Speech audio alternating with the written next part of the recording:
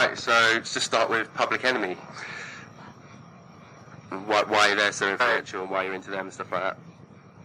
Well, I think like It Takes a Nation, a Million Soldiers Back is like it just completely like came at the right time in our youth. We were looking around.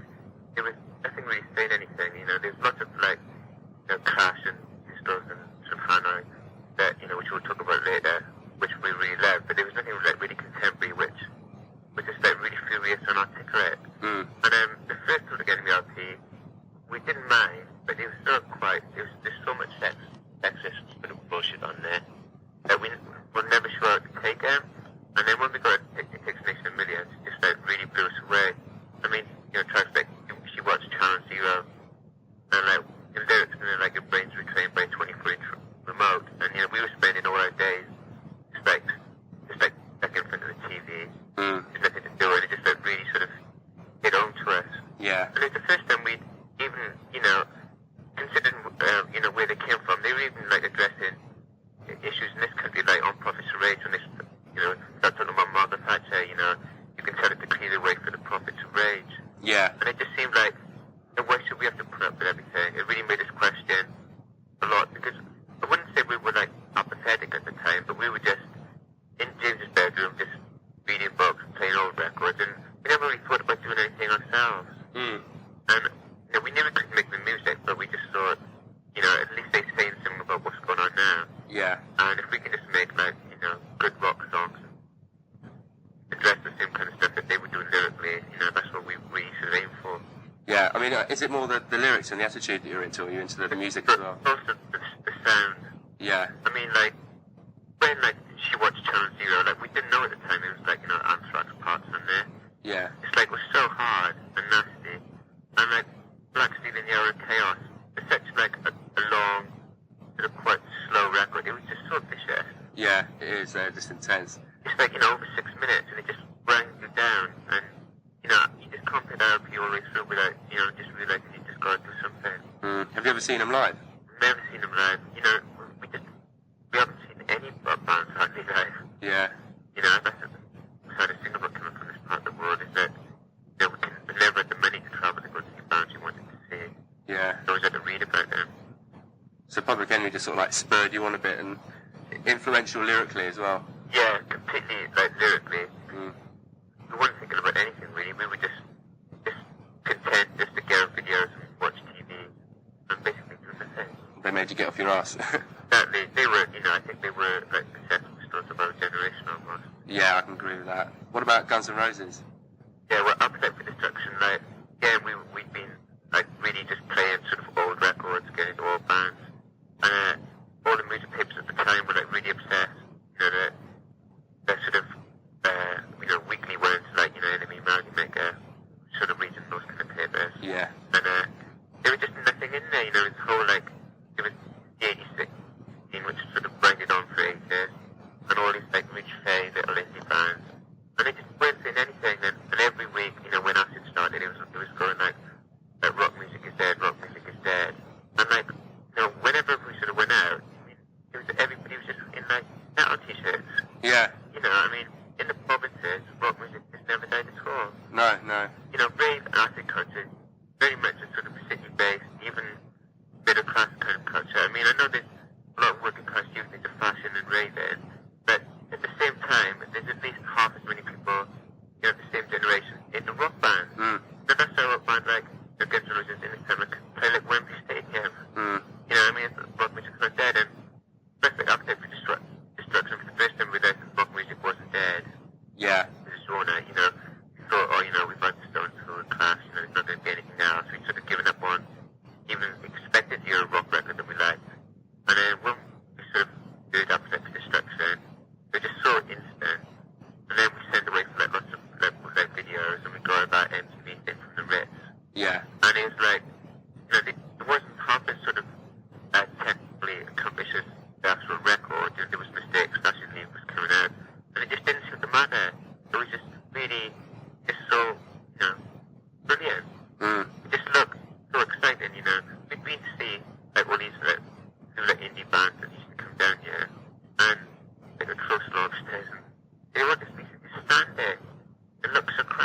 Yeah, I agree. And just like when they're all just like smashing into each other, and the audience looked brilliant, and records, I think that was the best thing about it, was that the records lasted, you know, we just didn't get bored of it, you know, we still played today. It's one of the only classic rock records to come out in the 90s anyway, I think, Appetite for Destruction.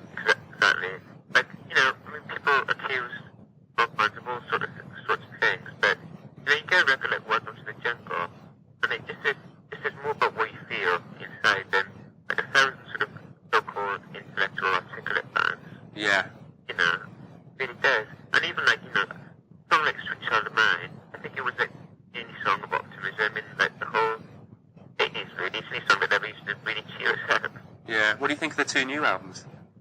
I think they're going to really grow people in a kind of like excellent mainstream sense.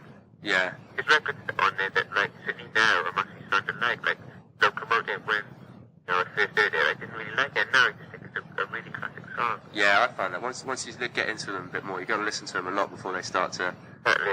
get into them. It's much more like old style classic rock. Yeah. Like it's strange, you know, when you get like 2 pieces on there, you just tend to skip songs and they start like getting on a bit.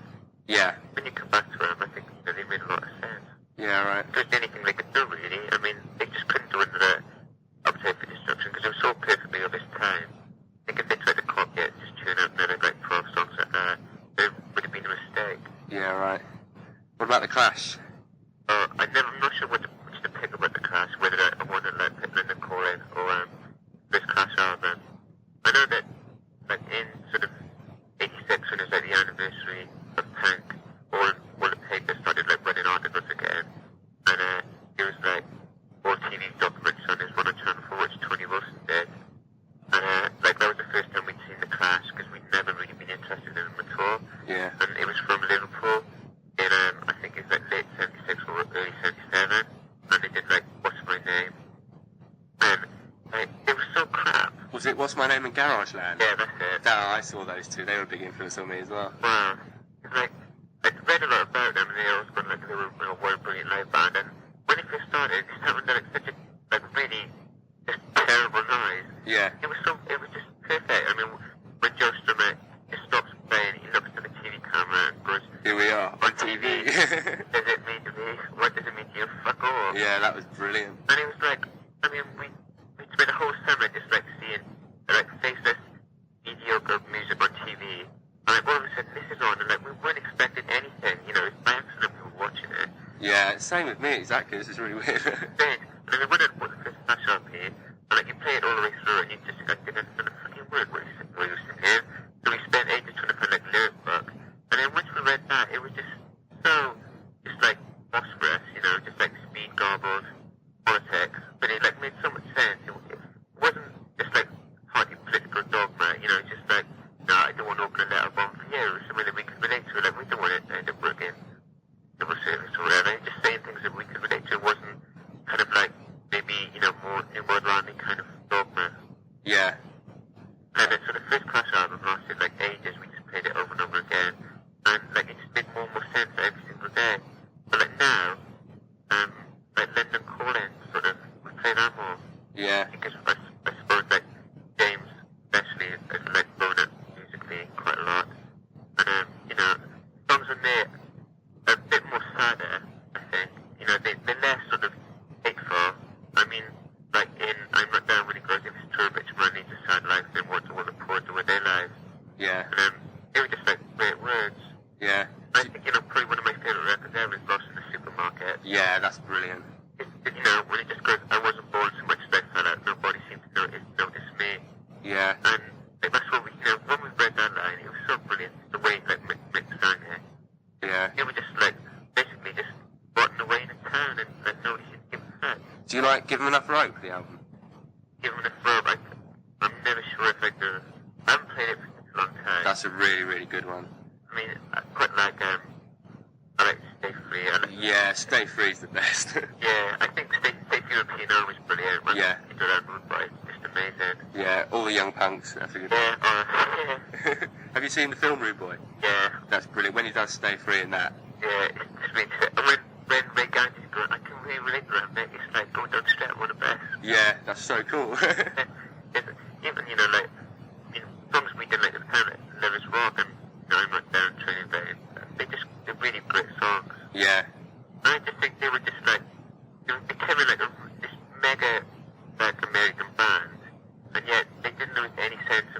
their like authentic English roots. Yeah, that's true. And you know, I think that's why like a lot of bands like I think they can't sometimes lose it because they just want to go live in LA and they want to sort of get a sentence and they want to have the holiday sense. And that's why I think the Clash always seem more genuine. Yeah. Like they still write about like going down Brixton on like the number 73 best. Yeah. Just completely remember where they came from. They're always like aware. And I just think that's the best thing that can happen to a band. Even right towards the end when they sort of got a bit shit, they were still, the lyrics were still quite good. I mean, stuff like This Is England and stuff like that.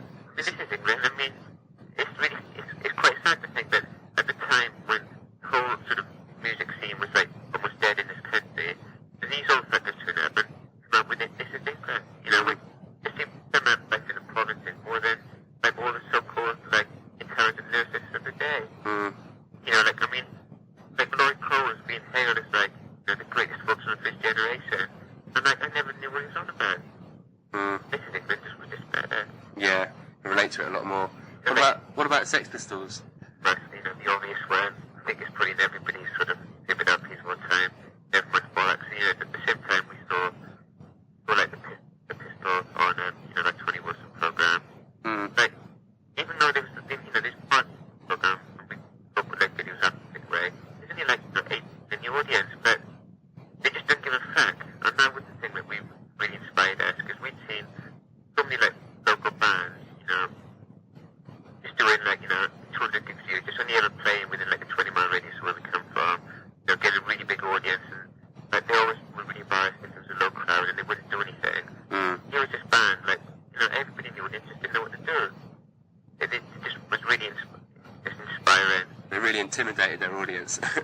I mean, we're such an intimidating band. I mean, it was good. We always get good videos. Like, we got a DOA. Yeah, I have. That is excellent. I mean, it's unbelievable. I mean, it really is just unbelievable. Yeah. It was just the wildest film. Yeah. DOA was just like the biggest culture shock we'd ever had. I mean, just a bit when that kid is just playing on the way down on that swing. Yeah. And just the music in the background is just so well done. Yeah, it's an excellent film. And that was the first time we started reading like sort of rock books as well. And just when we started reading about the Pistols, they just got better every day. Yeah. I think they're one of probably the most untouchable bands of all time. Yeah, and the best thing was they never reformed either. Exactly. And they never will either. No, they were just like so intentionally, from like Hoarders and Bodies, No Feelings Like God to the Queen. It just there's no one bad track on there. Yeah, greatest rock and roll album of all time, possibly. Yeah, it's pretty hard to catch. And I think that's one of the best things about it is that, like, although it came from a kind of sort of avant-garde, middle-class kind of background, people, always accuse them of being like media darlings and Mark McLaren, and they still don't really get that much respect in the sort of like really write on music papers. Yeah. But like almost every rock band in the world, like would do a Pistols cover. Yeah, well they all do, don't they? Motley Crue, Megadeth. Yeah, Skid Row. Yeah. Or Decent Descent. I mean, and I think that's why the influence is so good. Is that, they just completely sort of transcended every single border there is. From any like snotty little kid to just like a huge rock fan. Everybody was being like bored and pissed off at the stand. Yeah. Like the Sex Pistols, and everybody, got their money for it. The best thing is John Lydon hasn't turned into like a, I don't know, he's just still doing exactly what he wanted to do. Yeah. He's still cool, he's still got his head screwed on. It's just, I've never heard a voice like it, it really, it is frightening, you put on like a Pistols record when you come back from the pub, and it really like jumps out and be like your apathy, you've been deadening yourself with alcohol all night, and you put that on, you just feel ashamed. Yeah, it's true. You want to go and break things. Yeah, it's just one of the most articulate records ever again. Yeah. What about the Rolling Stones? I'm going to pick Excellent Main Street. Not that there's so many songs that I like. We spent like, probably we played Excellent Main Street more than like any record. We just wasted so many days playing Excellent Main Street. And even songs on there where it's like, I just want to see his face. Yeah. It didn't get any way like a good song, but we just played it over and over again. We just didn't really understand what Metallica was saying. It just seemed, they were like becoming the biggest rock band in the world,